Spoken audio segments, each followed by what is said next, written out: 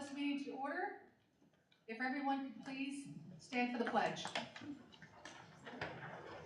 I pledge allegiance to the flag of the United States of America and to the republic for which it stands, one nation, under God, indivisible, with liberty and justice for all.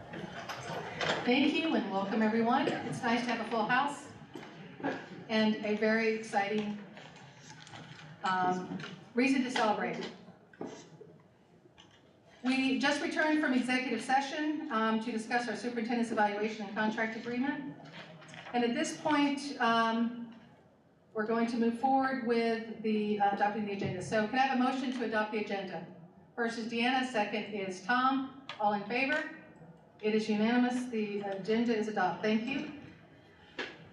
We're now also going to move into the board comment section. There is protocol for the public comments, and I'll read that after we do board comments. So I'm going to begin with Deanna. I'm going to be very succinct and quick tonight because I know we got a lot of students here and I'm sure they have a lot of homework to do tonight. So first of all, I just want to congratulate all the athletes here tonight. I love seeing this. I love seeing parents that I get to see a few times when I see them and keep seeing them, so I love that. Just congratulations, way to end the year. Thanks to Chris and the whole athletic department on everything that you've all accomplished this year. Thank you. Gusta? I just want to welcome the athletes and families. It's always my favorite night at the board table this night, so welcome. Thank you, Tom. Just switching gears a bit, I just want to take a moment to commemorate this month, Pride Month, intended to celebrate the LGBTQ plus community.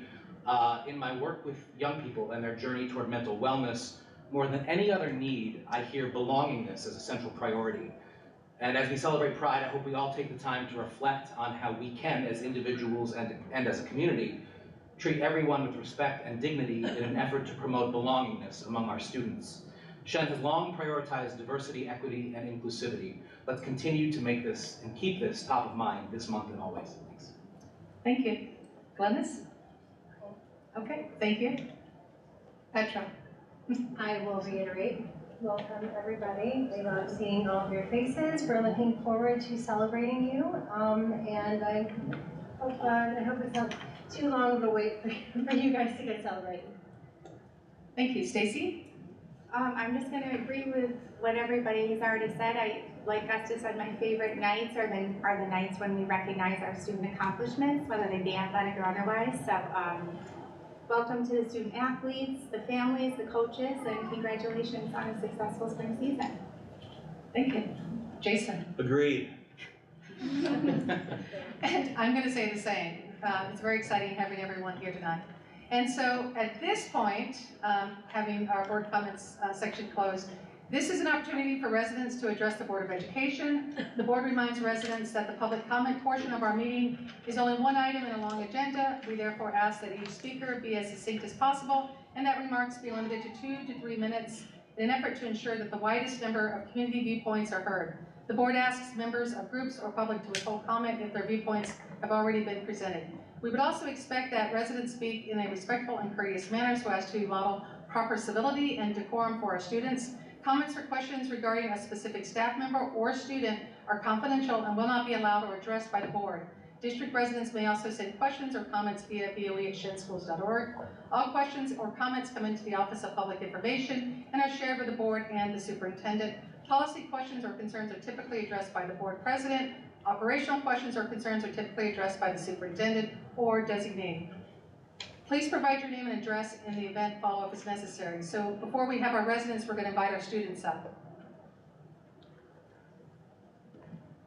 Good evening. Oh, this is on. Okay.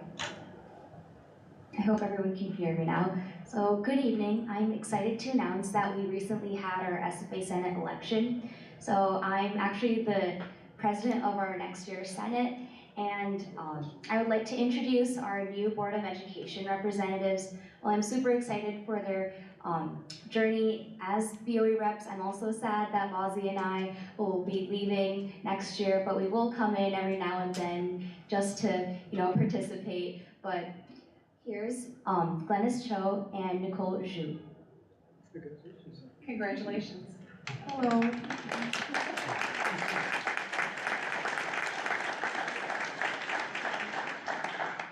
long time no see.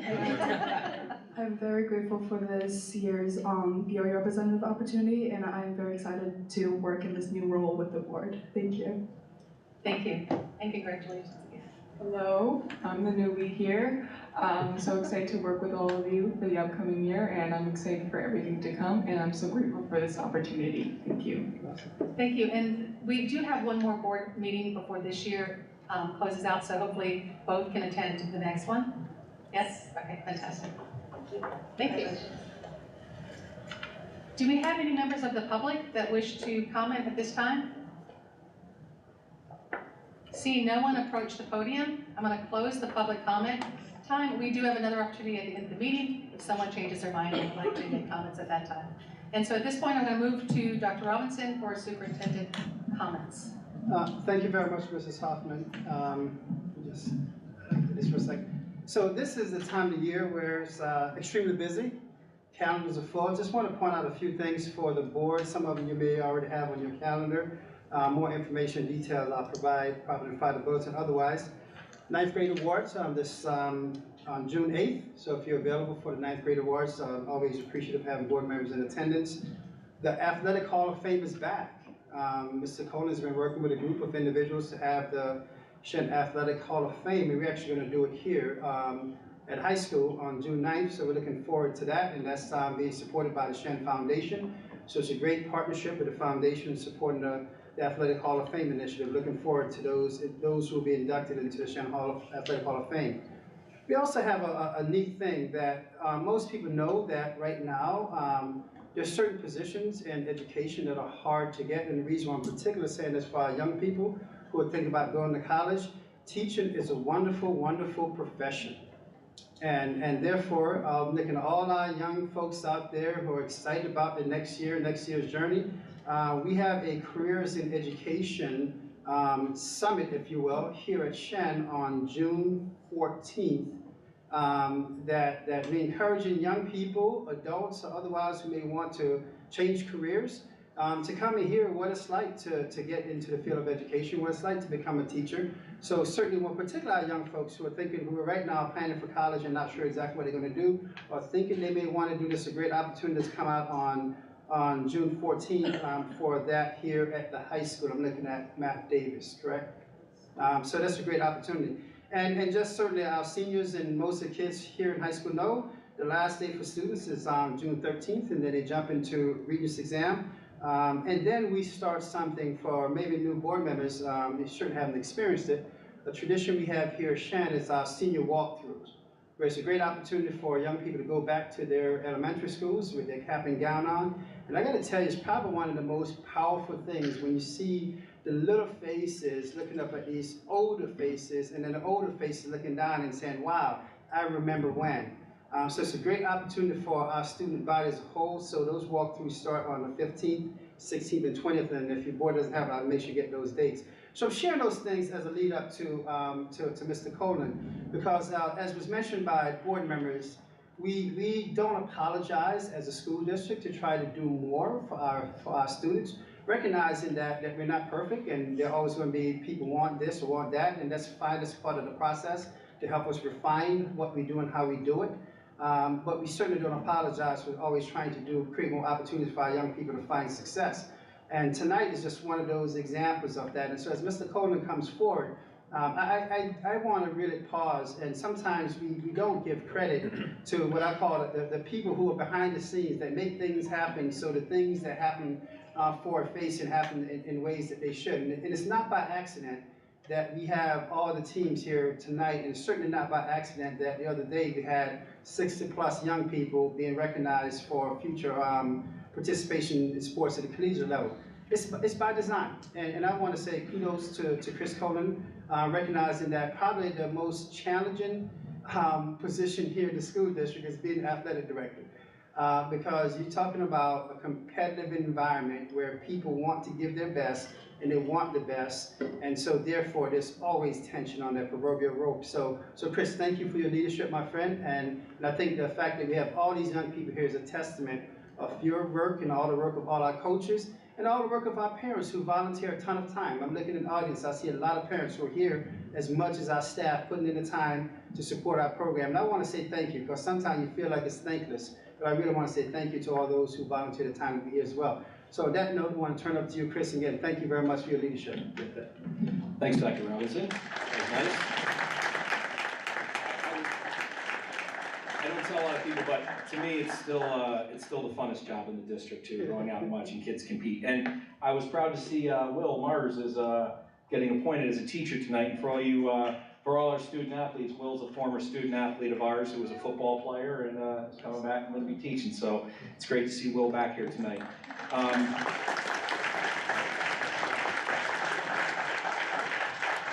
Thanks as always to the Board of Education for allowing us the opportunity to come in. We had a great, Dr. Robinson as well, we had a great spring season.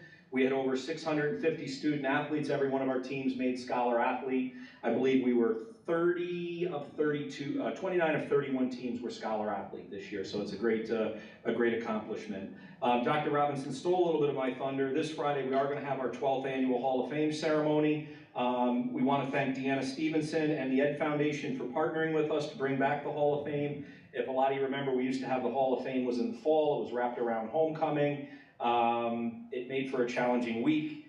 COVID hit. We paused in 2020, we paused in 2021, and now we've decided to move it to the spring, so we are going to have it.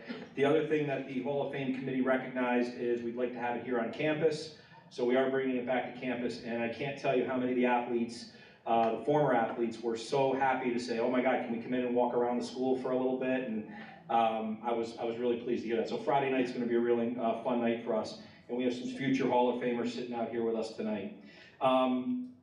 We had a great spring season. We had incredible teams. We had, right from the very get-go, we knew some of our teams were going to be very successful. The first team that we're going to bring up is under the leadership of Coach Jason Burlingame. We hired Jason as a district a number of years ago.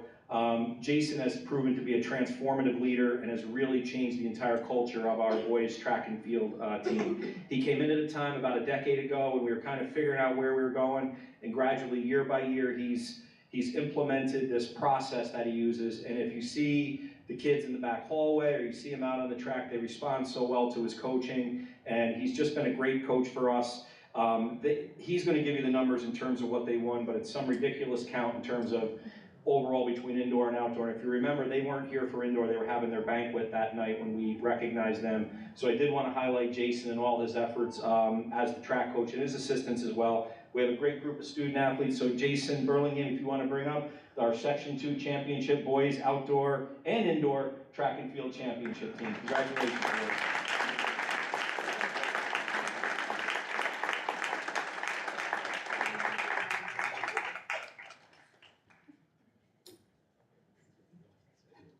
You guys come up here. Kind of move around that way a little bit.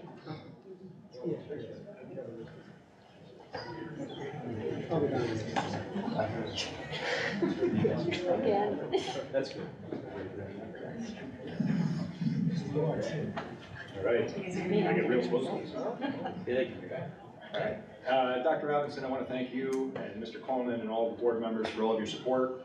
This is, every year, it's a treat to come up here and highlight the young men in our program, many of whom this year are athletes that started in 7th and 8th grade for us and actually some of them younger, they were camp athletes who evolved into middle school athletes that we selectively classified up into our program.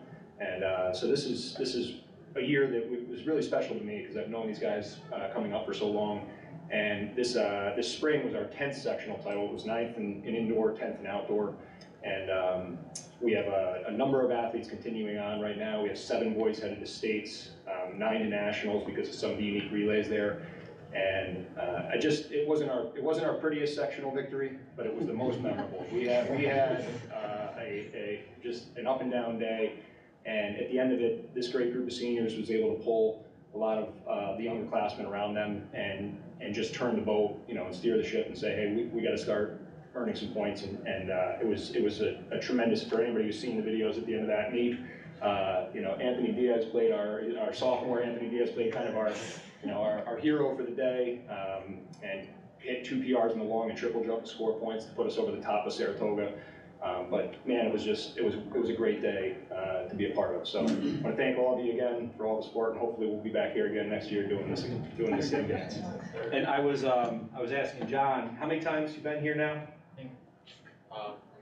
Like 5 or 6 times he's been here, coming in here, and shows you the success of the track program. And I do want to remind you that that's Mr. Karam right there. He's the director of trans, and he wants to make sure that the victory celebration is not going on until 10:30 at 10:30 at night. So next year we got to celebrate and get in, get out, and get on our bus and get back home. All right. Chris, can you tighten them up so we can take a picture? Yeah, jump in, boys. We're gonna get a picture. Go shoulders, lean in.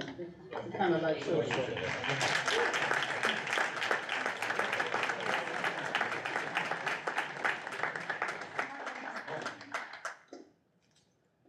And a whole bunch of multi-sport athletes with this group too. So congratulations, boys. Nice job, boys.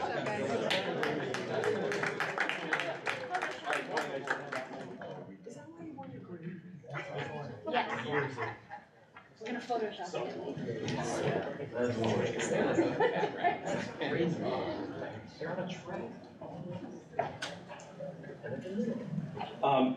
Our next team that we're going to showcase here, in sports, if you know, Dr. Robin was saying it's challenging, but the part that's challenging for me is you live on a high wire with these teams as they go and they compete in sectionals and regionals and state championships. And the margin for victory gets so thin. It's razor thin. It's a ball hitting the pipe here. It's a pass that, you know, somebody doesn't, you know, connect, or it's we get a play. And this team, I think, in both their last 2 games shows what it's like to be living on the high wire. Our boys lacrosse team, who was Section 2 champions, defeated Shaker in the Section 2 championship by 1 goal. Shaker had the ball with like 20 seconds to go. They came down, we stopped them on defense. We were down, we scored 6 unanswered goals. We came back, we took the lead. They came back on us. We're up 8-7. They got the ball with 20 seconds to go. We get a turnover, we go the other way, we win sectional championships. They go on, they win their sub-regional game, they gotta go to the regional championship on Saturday, and it's on the other side. They have a heartbreaking defeat within the last few minutes, and it just shows you in athletics, you can be here and here in a matter of days, but it does not diminish their accomplishments. They still were an incredible team this year, and the one thing you have to know about this team, they are literally right across the hall from my office. Their locker room is. And I encourage them, moms and dads, I encourage them every Friday to take their equipment home with them. So, you know, so they clean that locker room out now for us. But I'd like to bring up our Section 2 championship boys lacrosse team. Coach Gifford, Coach Hagman, come on up, boys.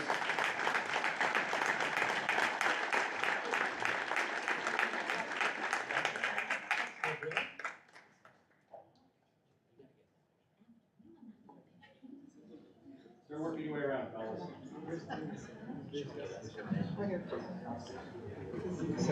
Yeah.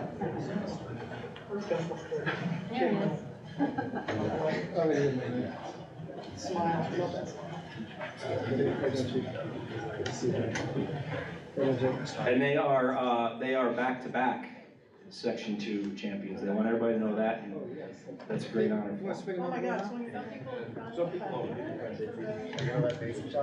Yeah, you guys got to figure out who's taller, so the taller person's in the back.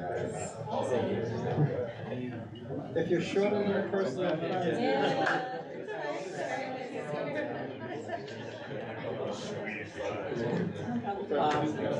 All right, yeah, it's been quite the week. Ups and downs. It's just a testament to how special our game is, and the people that play it, and how much they put into it.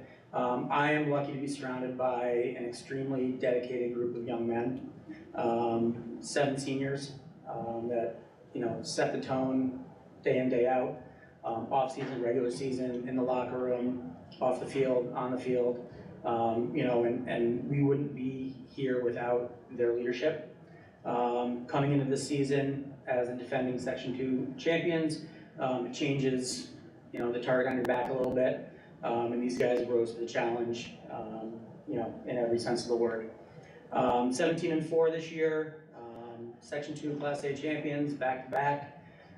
Like I said, 7 seniors that are going to go on to do great things. They're great people, they're great human beings, and it's just, we're going to miss them, and we're going to miss what they bring. Each and every one of them brings something different, from personality, play on the field, you know, spike ball ability at the team dinners. It's all important, it all matters, and you know, we're lucky to have them. You know, we're gonna return 15 juniors from this team, 9 sophomores from the, you know, the sectional roster, and 1 8th grader. So I think the future is bright, and we're looking forward to getting back at it again.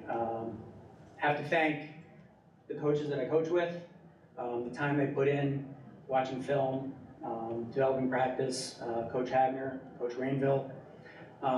You know, I feel like this school year started off with all of us at our new practice facility cutting ribbon, and now we're here talking about a sectional championship, and hopefully in the years to come we're talking about regional and state championships. So that is the goal. Thank you for all your support. Thank you, Mr. Cullen, for your support, and most importantly, recognize these guys up here for the tireless hours that they put in, and their parents that get them where they need to go. So thank you. Thanks, Coach.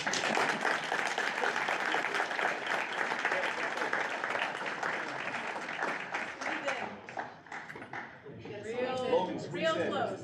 Real close.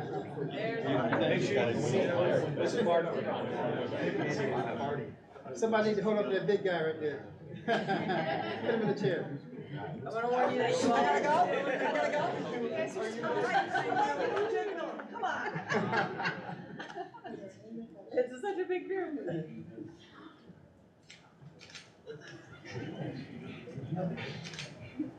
Thank you. Congratulations, boys. Next round of applause for boys lacrosse. Congratulations, fellas.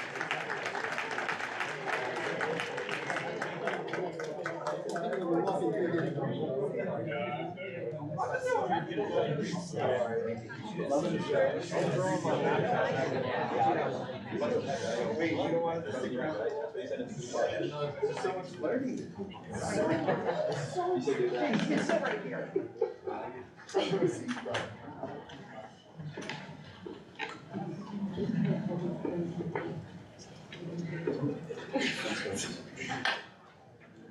Okay, the next team that we're going to recognize has had an incredible run. Through the postseason, and having been doing this job a long time, this was one of the most remarkable postseason runs that a team has had around here. They won their quarterfinal game with a walk-off after a 0-0 game. They won 1-0.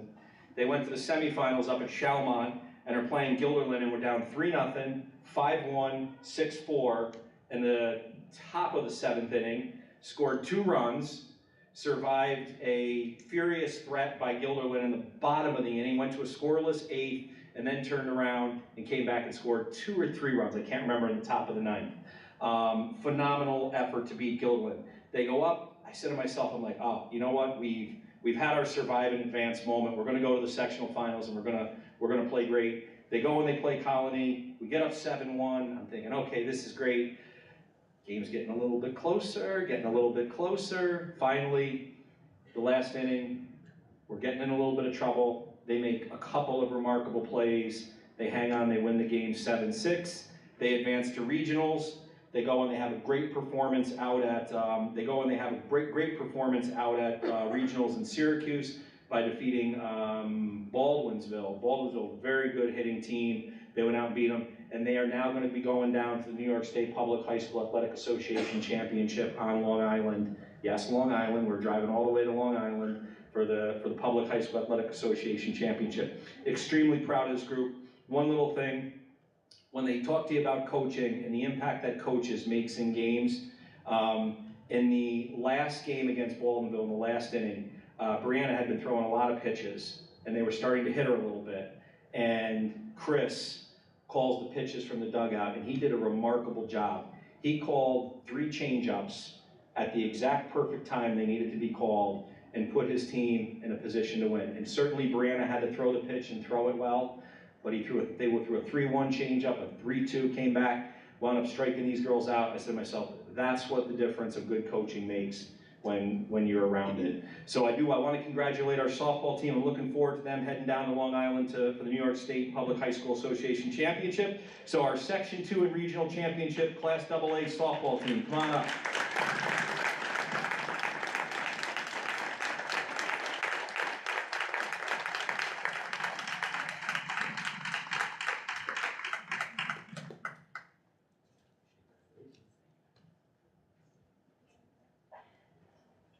And they found out that I'm a Taylor Swift fan, and if you didn't hear, there was a lot of singing and dancing on the bus ride home from Baldwinsville. These girls got on the bus. We went to Wegmans for dinner. Okay, we went to Wegmans for dinner. These girls got on the bus and they sang for 2.5 hours home. So finally, I got up. I said, I got to sing a song with them. And the only song I knew was the Taylor Swift song that they played. And I got Coach to sing. What did we sing? Don't Stop Believing, right? So don't stop believing this weekend. So here's Coach Park. Go ahead. So I want to thank Dr. Robinson and the Board of Ed, Chris Coleman, for your support. It's a lot of support. That the new turf field we've been using all week in preparation for the state tournament, but earlier on we were able to get out and play on it. So that resource really, we've definitely gained for it. So we really appreciate the support and the athletics on that. Couldn't be prouder with the girls. Talk a little bit about our season. We, over the years, have maybe lost 2-3 games in the entire season. This year we started off at 5-0, and for the first time battled a lot of adversity by losing the next 5 games in a row. We had a lot of conversations, team talks, working on getting better every single day. They trusted the process, they worked through it, and we got on a tear of winning and got hotter and hotter. And coaches talked through how we played through the sectionals. We needed everybody on our team to do that, to buy in, and it carried over into the regionals. From base hits to sacrifice bunts to great pitching, great catching, and great defense. That has really kept us in the game and has propelled us into the states this weekend. So I'm really proud of the girls and how you've competed the entire season and didn't give up on each other. Appreciate it, Coach. Congratulations to our Class 2AA, Section 2, and regional champions. And just a reminder, they'll be representing us down at Moriches, Long Island. Game time is 3 o'clock, I think 3 o'clock. 3:30 on Friday. It'll be on the NFHS network. We want to wish all our girls the best of luck down at the state championship. So congratulations, girls.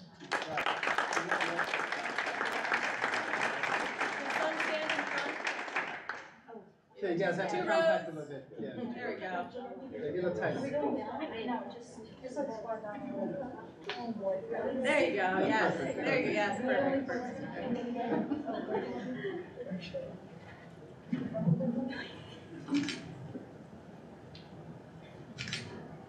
Awesome. Congratulations. Good luck, ladies.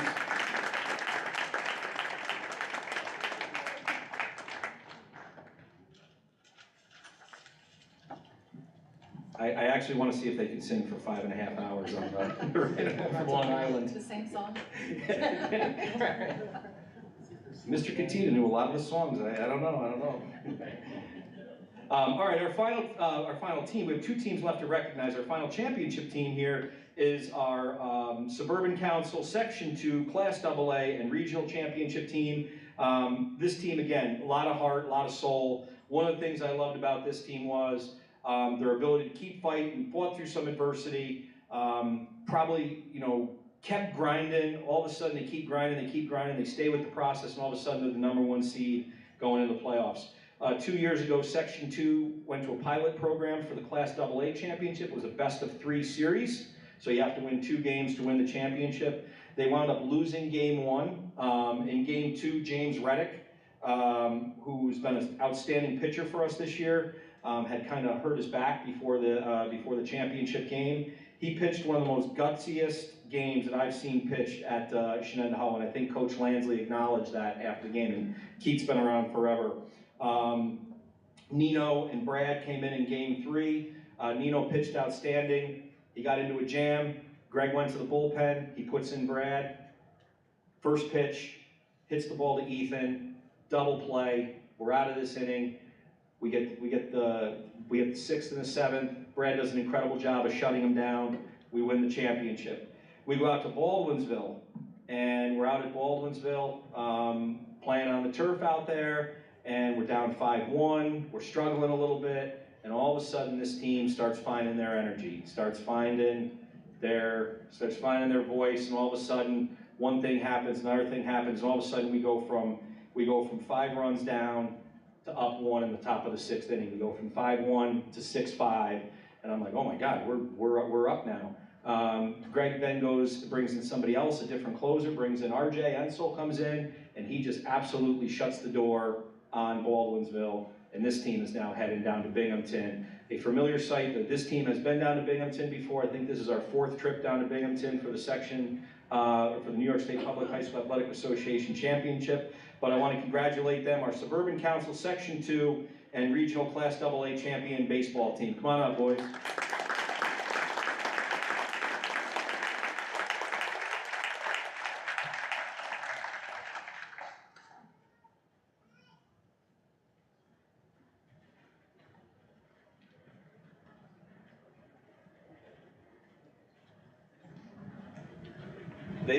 They don't sing for 2.5 hours on the bus. They don't know.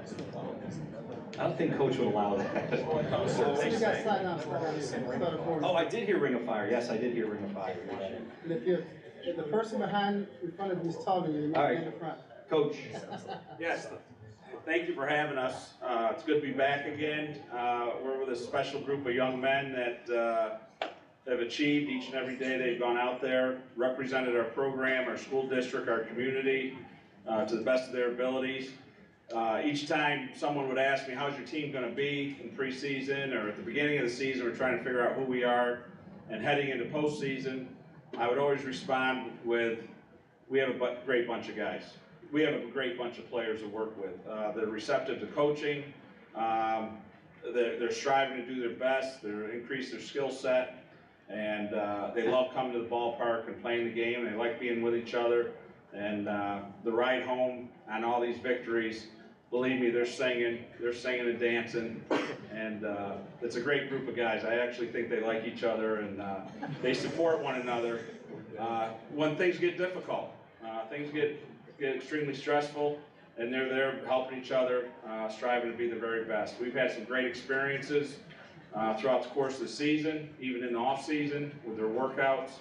And you know, I'm fortunate to have a coaching staff that is student-centered, do the research for these guys to improve their skills, and a coaching staff that loves to be at the ballpark as well. So it's a great combination. I've been able to surround myself with a lot of good people, and that's the start of a great organization. This group, we'll head down to Binghamton Friday. We'll roll out of here at 11:30, and all 25 guys are committed to our committed to the tournament this weekend. It's going to be extremely difficult. Every team down there is a champion, and we'll do our very best to represent our school district, Section 2, Suburban Council, and we'll compete the best we can compete, and who knows, maybe we'll get lucky and get another one of these. We'll see. So thank you for having us tonight.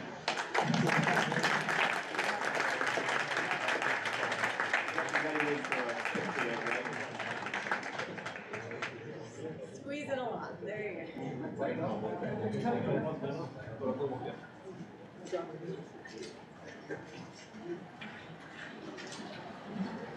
And before you guys go, the one thing that I want to say to you is, I was fortunate enough the other day to be in the dugout for softball and for baseball, but baseball situation, softball was up and leading, baseball was down and coming back.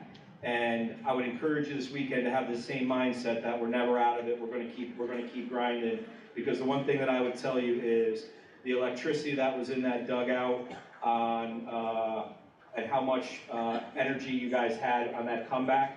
You can't recreate that. That's a really special moment you're going to have with you to come back in that game, to come back 5 runs in the top of the 6th. So congratulations, boys.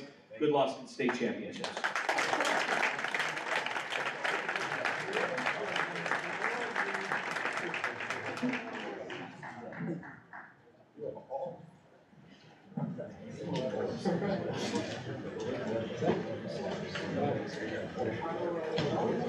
Our final team that we close with every year when we do this is a team that's very special to us at Shenendehowa. And there's a reason why we close with it every year. It's to pause and remember how great interscholastic athletics is, how great interscholastic athletics can be, how much it provides opportunities for student athletes, for all student athletes now. Our unified basketball team, once again this year, we had so much interest in the team that Carly came to me, and Carly does such a phenomenal job, with unified basketball.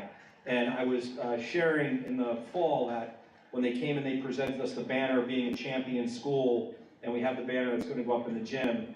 Yeah, I think back to like when we first started with unified sports, we were the first 4 schools in New York State. Shen, Guilderland, Saratoga, and Columbia were the first 4 schools in New York State to have unified athletics. And now there's 400 schools statewide that play unified sports. And I think about what we were able to do, but where I'm at right now is what Carly's been able to do with the program. Carly, Rob, and even we've added Holly came on board this year, and we had a second team. They just do a phenomenal job with the kids with unified bowling and with unified basketball. If you go to the unified basketball, every kid is having a great time. Every parent there is having a good time. And seeing these kids in authentic competition is what it's really about. So I'd like to call up our unified basketball team under Coach Carly Galardo.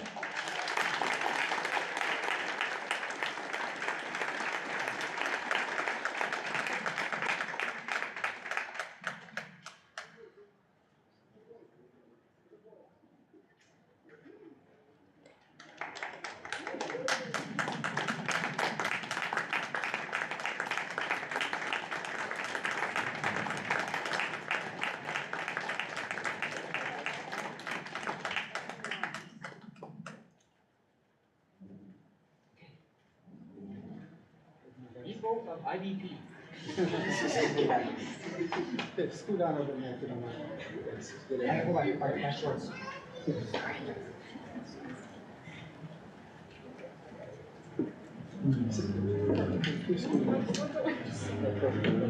Board of Education, Dr. Robinson, Mr. Coleman, thank you for having us here tonight.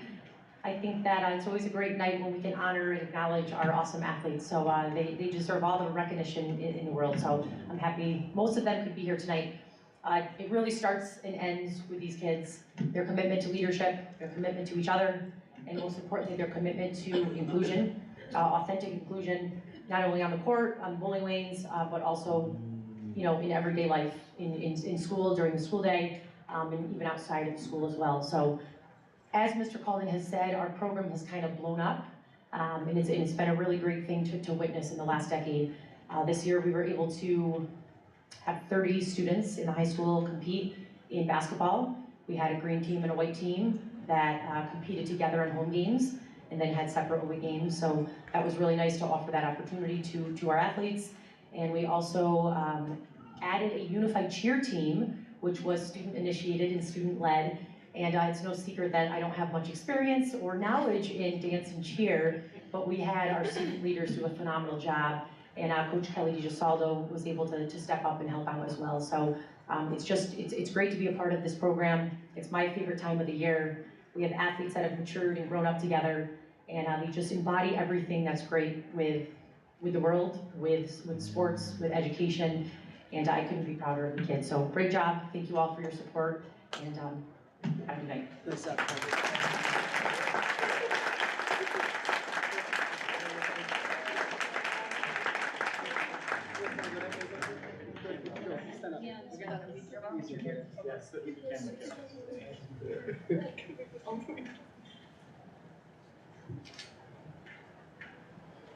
Wonderful.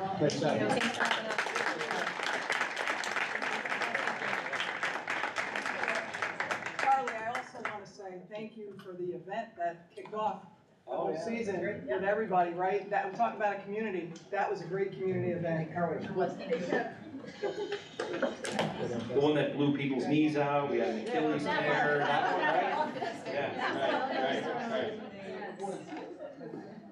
We had one ACL, one Achilles tear, but other than that, it was a good night in the gym. Yeah, that was Carly came to me and she said, I think we're gonna need a nurse. I'm like, yeah, we're gonna need a nurse there that night. I do wanna, once again, I wanna thank Dr. Robinson. I wanna thank the Board of Education. I really can't thank you enough. We started the school year with the unveiling of our new turf fields, and it's been so phenomenal. It's been such an incredible year. We got 2 teams that are going for state championships, in addition to our volleyball teams, our alpine skiing teams, all the individual athletes who have gone and had tremendous success. I'm very proud of how they've done as student athletes. We've always preached team first mindset, and that is what we're all about here. That's what we're all about at Shenandoah, and it carries through the day. Hall of Fame Friday, and I leave you with the same message every year. We'll see you at the first football game in the fall. So that's my report for the year. So thanks, everybody. Thank you, Chris.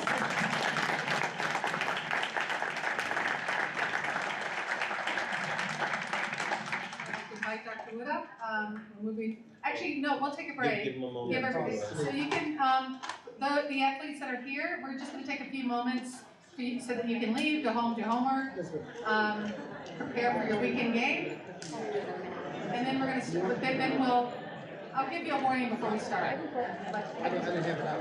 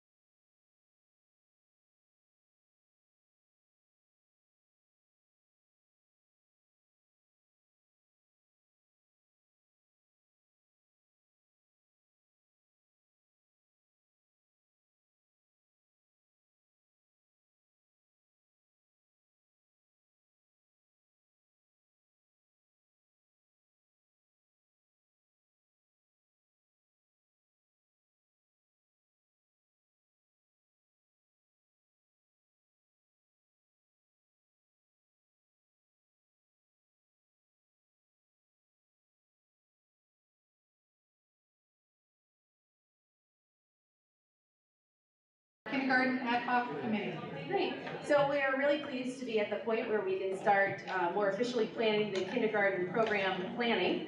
And really thanks to the voters for some resounding support of our 5 Maxwell project, which will make all of this possible.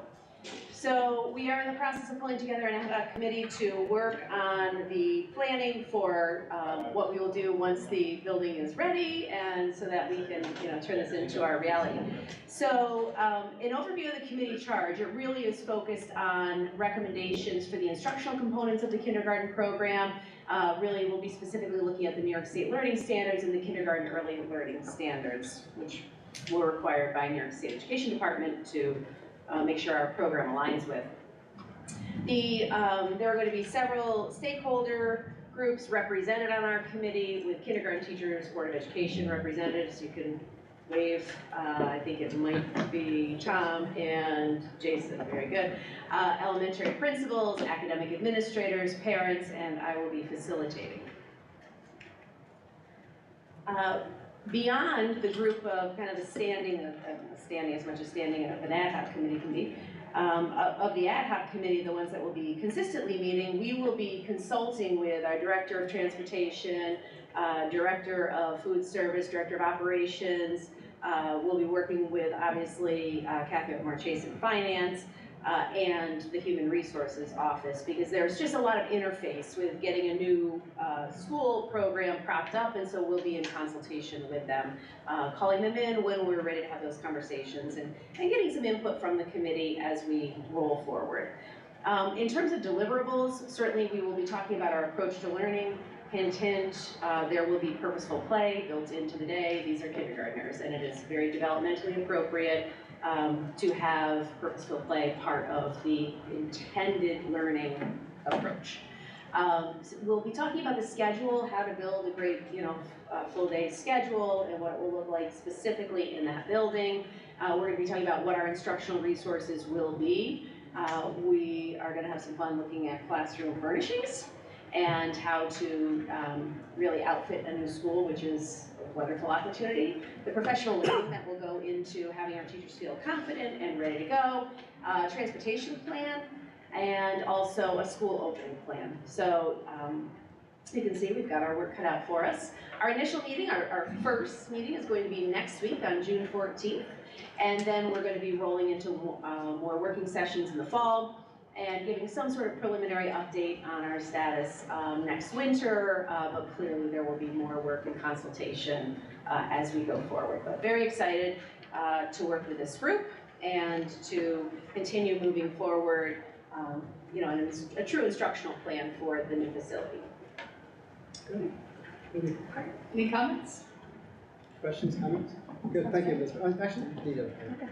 So thank you very much, Dr. Woodard. Thank you very much to the board and the board members who are committed to be a part of this process. So pretty excited. Planning is something that we've never done, so that's pretty neat when you think about it in many ways.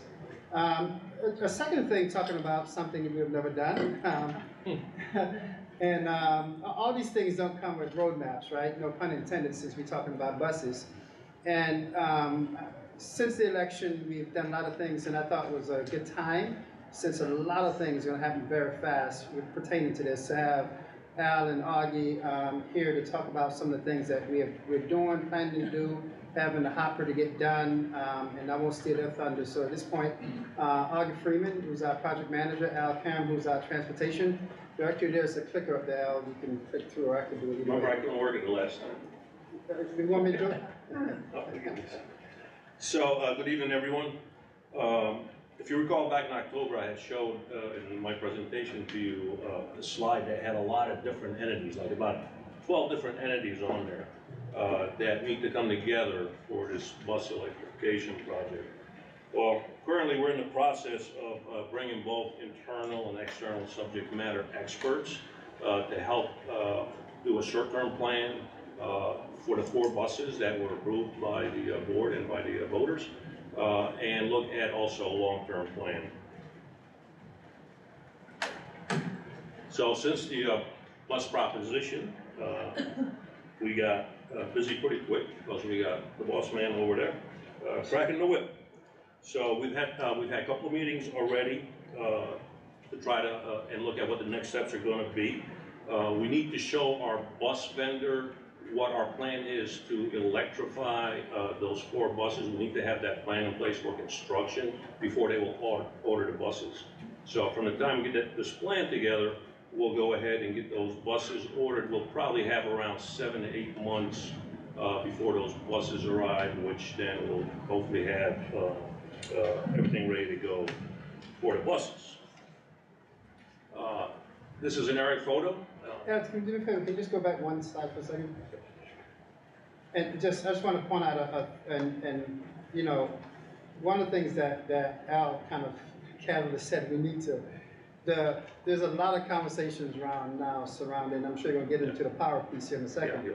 And the reason why I just want to point out that there's a lot of things we can do, and there's a lot of things that's contingent upon other entities that must come together. So I just wonder, when you look at the work here, this is a lot of stuff that just represent those 5 bullets on that sheet, particularly the last 2 bullets at the bottom.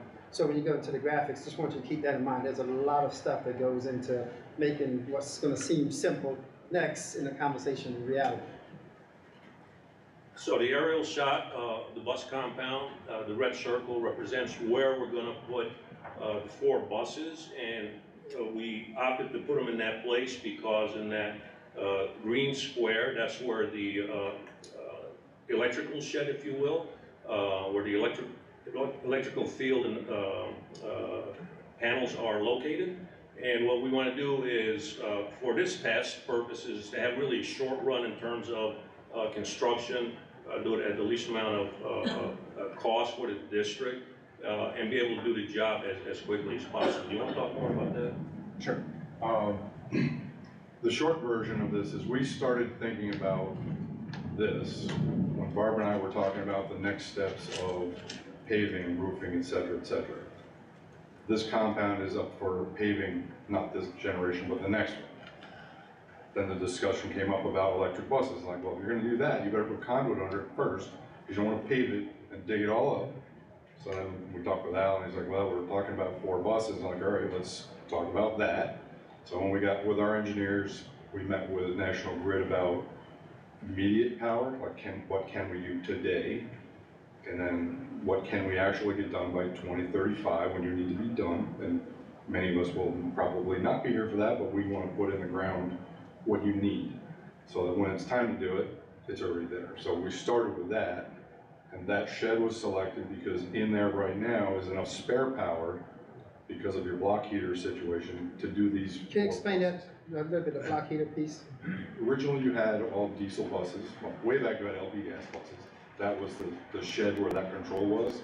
The LP buses went away, diesel buses showed up, now you're back to gas buses, so there is a amount of electricity we don't need for block heaters anymore.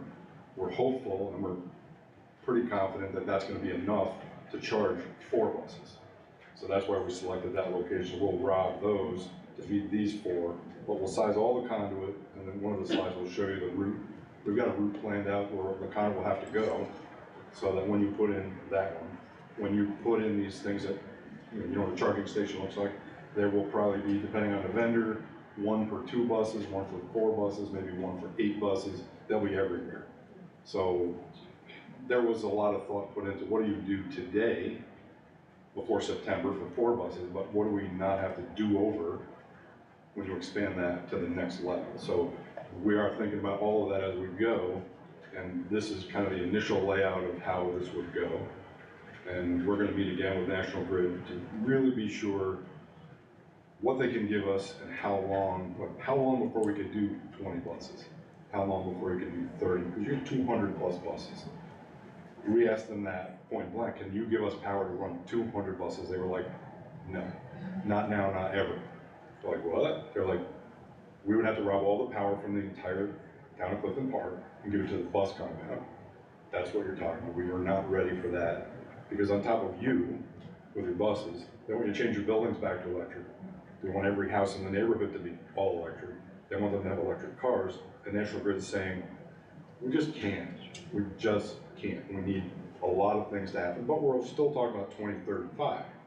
So backing up to today, we're gonna put conduit in the ground big enough to put whatever you need, and hopefully the technology will catch up and you can, it will economize and it will usually get smaller and more efficient over quite a bit of time. But the initial step is, let's get the conduit in, so when we pave, you can have what you want to have, or whoever's still here then, can have what they want to have in 2035. So here's the question. If, sorry, go ahead. If you put it there, and I'm just playing devil's advocate, nothing ever happens, right? We get a couple, and nothing happens, we don't go forward, whatever. They just stay? It's just conduit. They're just conduit, They're doesn't just empty matter. conduit at that point. Gotcha. It's the best way to go forward, knowing that the state's telling you today, you will do this. Yeah. Well, you guys know how it works. I was a board member for 15 years. 2 years from now, I say, never mind. All right, but if you pave this and do all this stuff and you haven't done it, you dig up that $3.5 million parking lot. How frequently do we pay? About every 10 to 15 years. So you're coming up on, that's coming up, not now, but I mean, in this time frame, it's coming up. So do you not do it? And then dig the whole thing up anyway. It's, if the state says you're gonna do this, right, by 2035, you'll have paved it twice. So do you put the conduit in? You know, that's a thing you gotta think about. We already planned for this in this budget. No, this is just, the initial piece was this referendum for the 4, which was. The only thing that we're gonna be doing this summer is part. this.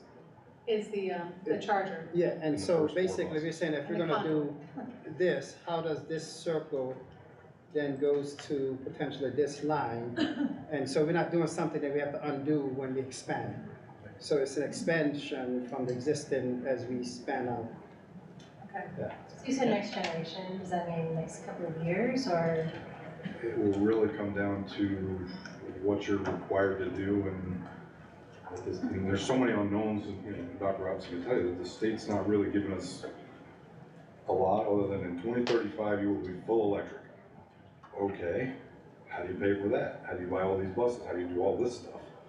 And if you do it, and National Grid's telling us today, we can't give you the power anyway, well, we need some direction from the state as to how do we accomplish their goal of being fully electrified in 2035? If National Grid can't give us the power, like, you're gonna go out for a referendum for a nuclear plant over behind Luana, do your own power? Like, how are we doing this if National Grid won't do it? But even if it's 2050 and not 2035, we'll have the conduit available. Right, it doesn't go bad, Yeah, it's so- still just, and the shape won't change. And I was really more asking when are we laying the conduit? actually? No, no, the first part of it, we only focus on the for this summer. As we, in the piece though, so we have to kind of do the forward thinking, as we plan for the next referendum for paving and all those type things, then we know that what we're doing this summer is an extension of. Because the last thing we want to do is do this summer and then digging up that. And so that's the reason why I wanted to see what's the bigger picture, right? And so a couple of things that, again, we'll be having more conversation about this, so tonight wasn't necessarily going to all the more details. Even this, we just kind of want to work with our engineers and folks to just to even see the footprint of the yard itself. Do we even have the potential capacity? And right now, to be quite frank with you, even though this may look like it, it's pretty darn tight. Quite frankly, I would say the proper answer is no. We don't have the footprint in the yard, when I say the yard, the bus yard, to effectively do that. At least now it gives us some sense of, okay, as this phase out, we have to keep that in mind as well. So this is kind of giving the board the macro view, recognizing that we're going to start with the smaller piece. And I want to punctuate the point that Al says, literally, because we met and I was in a meeting with the vendors, bus dealers, they don't want to sell buses, and they won't, some of them, to places that are not physically ready to plug them in. Because one, why have a $300,000, $400,000, $500,000 product sitting somewhere that you can't use?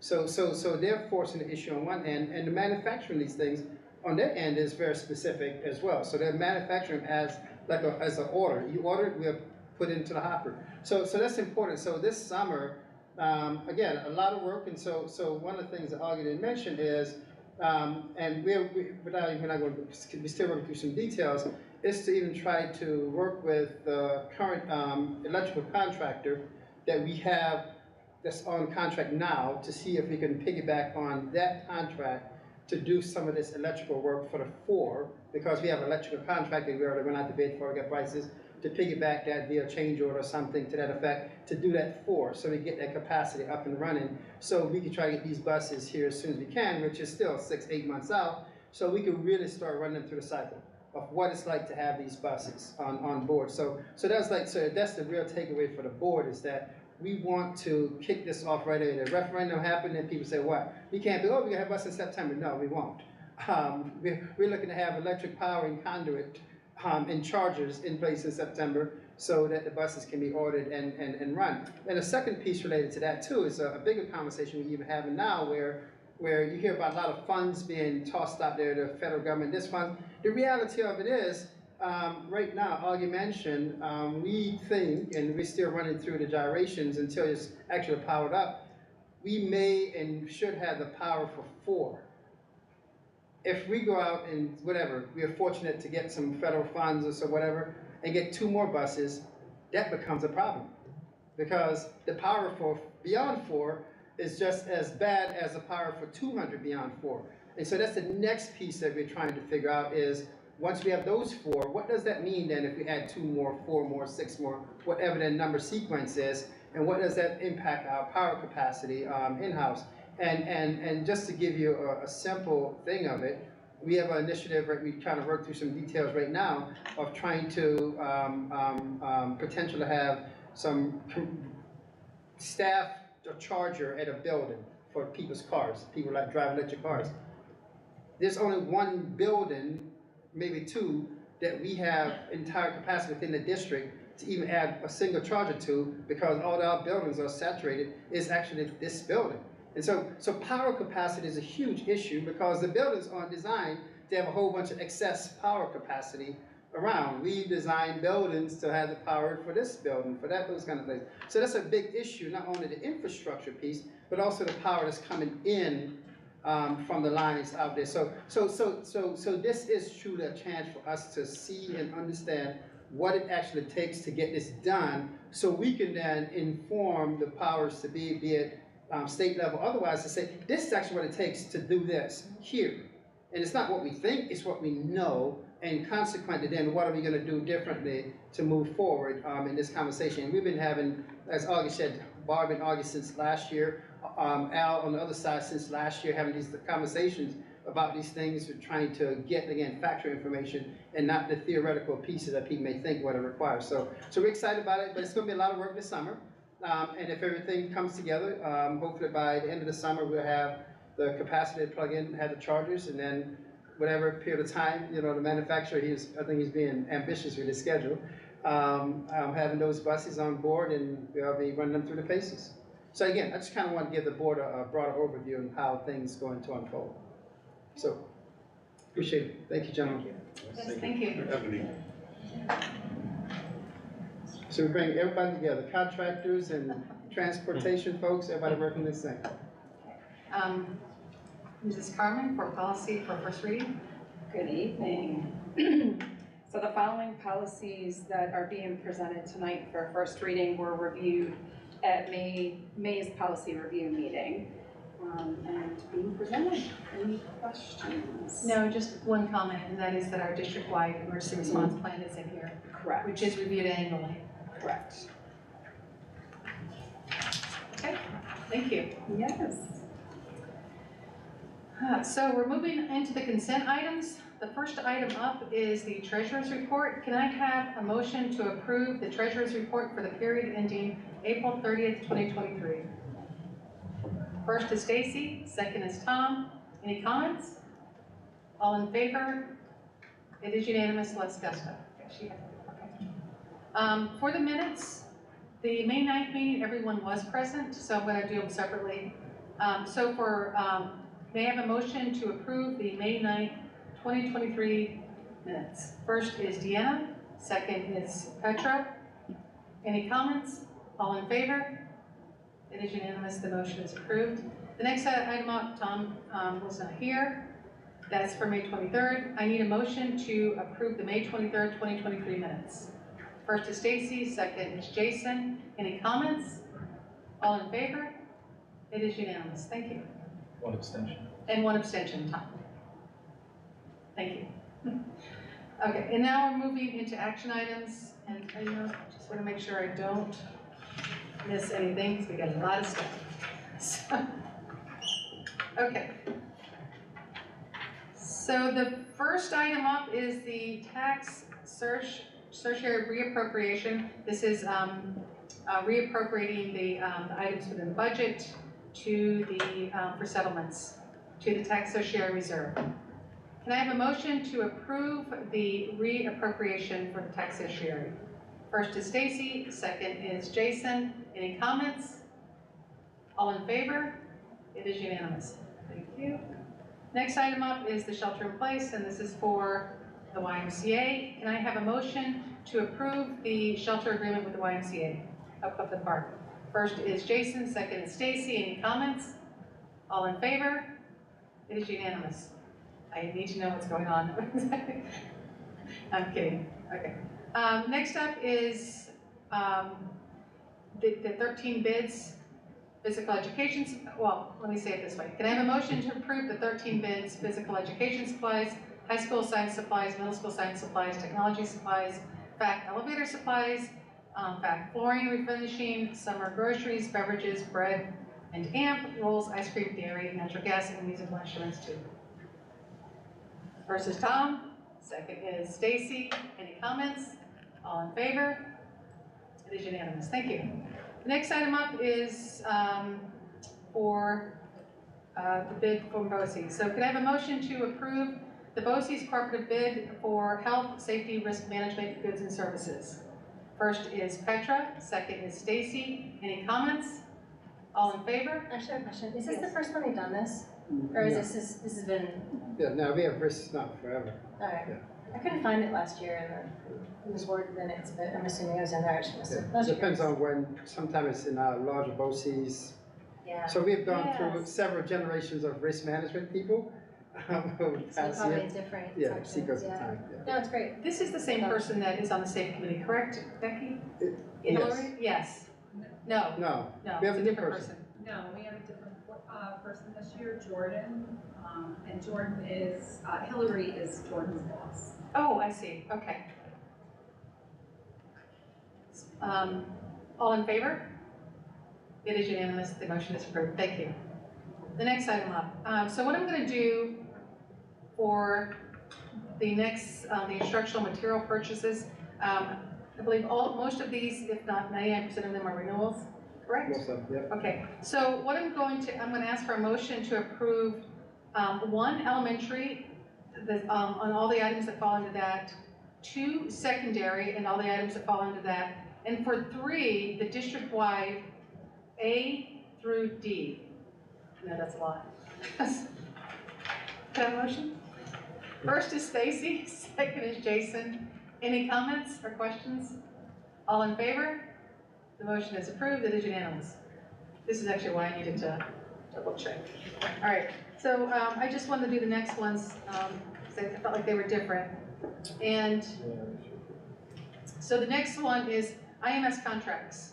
Let me just make sure I'm in the right place in my notes. Yes. Can I have a motion to approve the 2 items listed for Adirondack Cabling and Security, CDWG Software Licensing, ComSource, Converge One, Customer Computer Specialist, iSupport, Ronco Support House International, and Gray Castle Security. First is Jason, second is Tom. Any comments? All in favor? It is unanimous. The next item up are for the Universal Pre-K contracts. There are 5 here that we're approving. Kid Campus, Kids Lodge, Early Learning Center, Little Genius, LifeWorks, Community Action, and New Meadow School. Okay. Can I have a motion to approve these contracts? First is Stacy, second is Tom. Any comments or questions? All in favor? It is unanimous, the motion is approved. The next item up, can I have a motion to approve the Power School contract, which helps the district find, it's a software that helps the district find substitute teachers when needed. First is Petra, second is Stacy. Any comments or questions? All in favor? Petra? It is unanimous. Thank you, the motion is approved. The next item up is for school front. Can I have a motion to approve the school front contract, and that is the BOCES negotiated contract for an HR management system. First is Tom, second is Deanna. Any comments? All in favor? It is unanimous, the motion is approved. The next item up is the special education contract. Can I have a motion to approve the CBT Connections contract? First is Tom, second is Deanna. Any comments or questions? All in favor? The motion is approved. Thank you. I'll make sure to do that. Okay, the next item up, this is a contract renewal for DEER Oaks. This is a program for employee assistance. Can I have a motion to approve the DEER Oaks contract? First is Tom, second is Jason. Any comments? All in favor? Motion is approved. Thank you. Next item is for number 7. Can I have a motion to approve the disposal list of obsolete furniture, equipment, and textbooks? First is Petra. Second is Tom. Comments or questions? All in favor? The motion is approved. Thank you. Unanimous, the motion is approved. Next item up is for NARIC. Can I have a motion to approve the 3 items listed for NARIC? First is Tom. Second is Stacy. Any comments or questions? These are for laptops that we typically purchase, desktops, Chromebooks, cases, docking stations, etc. That's what these 3 are for. All in favor? The motion is unanimous and approved. Thank you. Next item up are for scholarships and local grant donations. Can I have a motion to approve the scholarships and grant donations as described with appreciation? First is Deanna. Second is Tom. Any comments? All in favor? It is unanimous. The motion is approved. Thank you. Number 10. Can I have a motion to approve the contract with Greenham Henderson, Inc.? First is Jason, second is Tom. Any comments or questions? All in favor? It is unanimous. The motion is approved. The next item, can I have a motion to approve the 2023-24 facility use fees? First is Tom, second is Deanna. Any questions or comments? All in favor? It is unanimous. The motion is approved. The next item up is to approve the District Emergency Response Plan. Actually, I do have a question. All right, first let me ask for a motion. Can I have a motion? First is Jason, second is Stacy. My question for this one, is this the policy that we also have in the first reading? Is this? Yes. It is? Yes, and it has to be a separate, A separate action item. Correct. Okay, understood. Okay, Correct. thank you. All in favor? It is unanimous. The motion is approved. Thank you. Yep. Same thing for the code of conduct. And the same thing for the code of conduct. Correct. So can I have a motion to approve our code of conduct? This is an annual action. First is Deanna, second is Jason. Any comments? All in favor? It is unanimous. The motion is approved. The next item, can I have a motion to approve the Shen Summer Adventures Coordinator? First is Jason, second is Stacy. Any comments or questions? All in favor? It is unanimous. The motion is approved. Then we're moving on to Mrs. Mylod is coming up for special education. Yes, any questions regarding the 2023 and the 23-24 recommendations from the preschool and school age committee? Then, having said that, can I have a motion to accept the special education placements? First is Tom, second is Deanna. All in favor? It is unanimous. The motion is approved. Thank you, Mrs. Mylod. And we have Mrs. Wood for staffing recommendations. Yes, so you can see that there's been a lot of work happening in the district in terms of hiring, in planning for summer, and for and with retirements as well. So in the packet this evening, we have the appointment of new teachers. I do want to acknowledge the fact that Will Mars, one of our appointments for a certified teacher, is here with us this evening, and he will be appointed upon board action to a 4-year probationary appointment as a middle school science teacher. And so we're pleased that Will is here joining us this evening. I also want to bring your attention to our retirements this evening. We have Karen Christopher, Carlene Evans, Cheryl Drzgowiak, Terry Mastriani, Andrew Narzinski, and Richard Robitaille, with 149 years of collective experience. And I will mention that, you know, my work has been predominantly on the instructional side of the house, and these folks are on the classified side, but I know the names and or know the work of all of these people because so many of them have had a significant impact on the district, so we thank them for their service to the district. Thank you. Should we approve these as all 3 items? You can, if you want to, Elizabeth could just explain all 3 of them. It's not board prerogative, you can. If there are questions, if related to the substitute rate. So with the substitute pay and then with the Summer special, program staff. the summer program for. Yeah, the board can. If there are questions, we can address it. Okay, because well, the third one is a chart and of course the pay rate, so they're slightly different documents. Actually, they're very different documents. So, okay, so we'll do that. Can I have a motion to approve the 3 personnel items, the staffing recommendation, the 2023-24 substitute pay rate, and the summer program special education staffing? First is Deanna, second is Tom.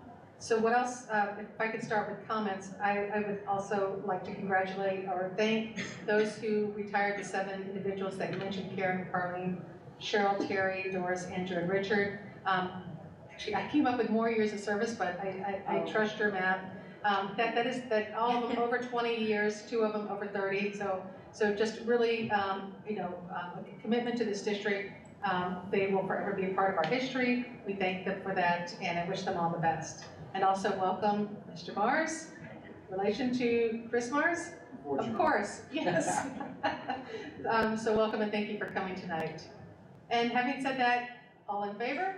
Oh, hold on. Oh, we have a comment, I have yes. a question, sorry.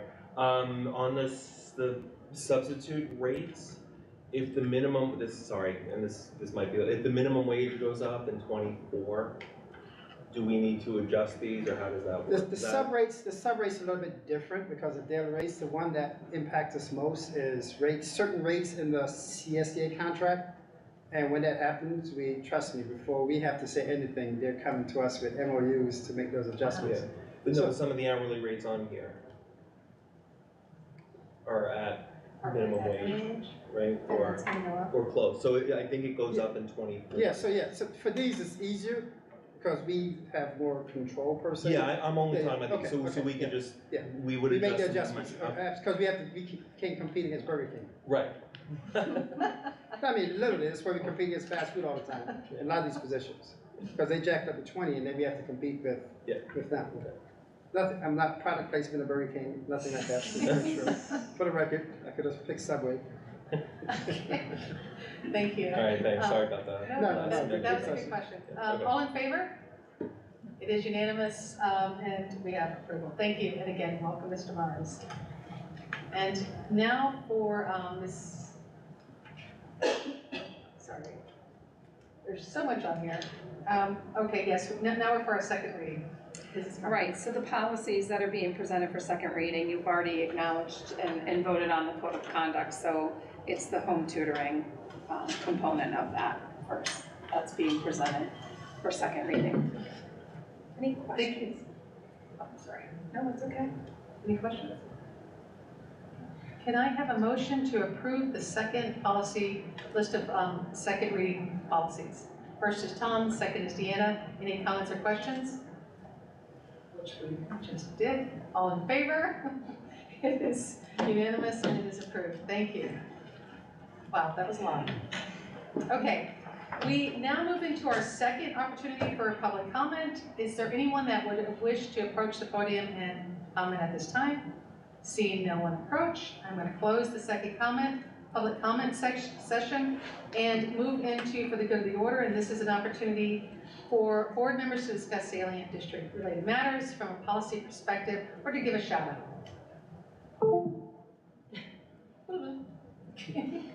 Would anyone have anything to share at this point? Yes, Tom. Just real fast, I'd like to just thank Alan, Augie, and Dr. Robinson, of course, for being really proactive as it relates to the buses. I know that's, regardless of our even our personal feelings around the 2035 deadline,